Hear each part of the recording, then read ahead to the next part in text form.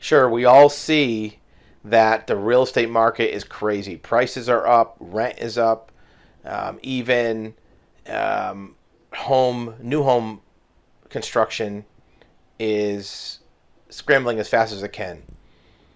Many of the pundits or the news stories say that the way out is to build more houses. Well, it's unlikely that just building more single family homes is going to be the way to solve this, what they call a crisis. And the crisis really just means the prices have gone up.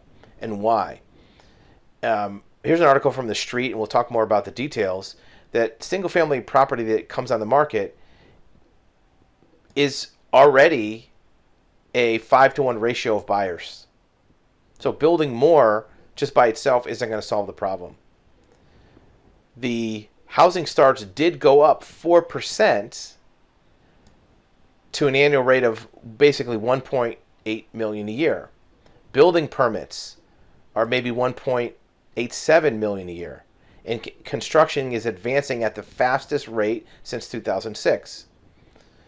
Just 950 homes for sale across the country. Inventory is actually dropped.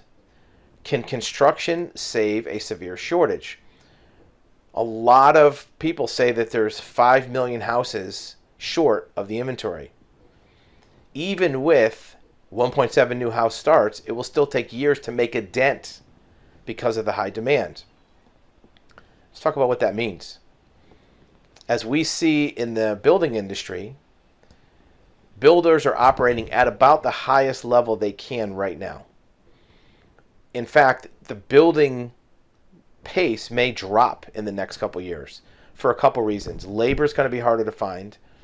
Materials are going to be harder to find and higher price. And when the sales volume of homes drops, which it already is, builders are going to hold back and say, wait a minute, why should I build more houses when the sales rate is dropping?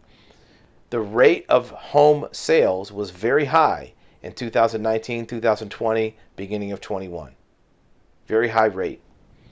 The number of houses sold in 2022, the beginning of this year, even the end of last year, has already dropped the volume. Now the prices are still up, but the volume has dropped. The volume has dropped mostly because there's no inventory. However, builders and lenders are going to look at that and say, wait a minute, let's not go crazy with building new houses. The sales rate doesn't look like it's going to support that.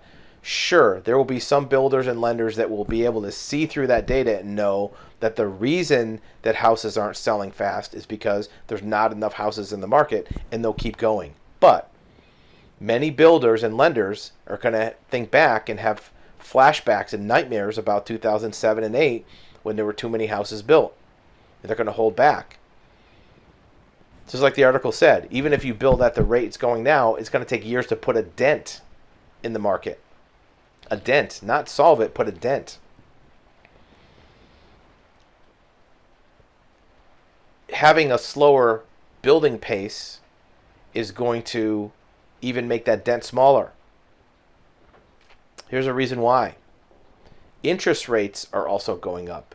So, the same house that was a $400,000 new house at 6% interest versus 2.5% or 3% is going to be $500 or $600 more per month, maybe $700 more per month for the buyer than it was 3 years ago. There are still buyers who are going to buy that house, but not as many. And if inflation goes up at the same time, even if somebody felt they could afford a budget of $2,200 or $2,300 or $2,400 a month, they might say, well, even right now renting at $2,000 a month, with inflation the way it is, it's kind of tight. So I don't know if I want to stretch to $2,400 on a mortgage.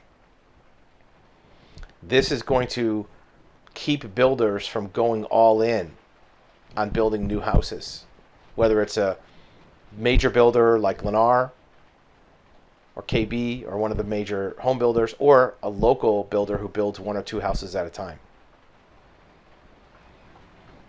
The homes that will be out there are largely going to come from resales, and that inventory will also be constricted by interest rates, because people who are in a house now, it's affordable to them because they have a low rate and a low price point, cost basis.